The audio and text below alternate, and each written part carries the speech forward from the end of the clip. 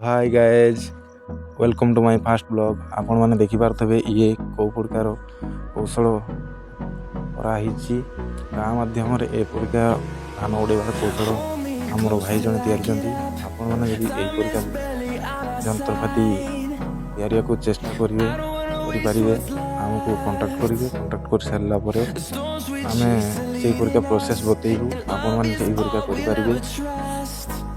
विशेष गुरुत्वपूर्ण दि जाऊँगी कि यहीपरिका गोटे जिनस निजक संग्रह करने को पड़ो एवं यहाँ बनवा हेल्ले 2-3 घंटा मध्य पार। आपण मैंने जदि यही कौशल खूब सारा भल पाइबा देवे आपण मैंने यहीपरिका वीडियो माध्यम पाइपर। मत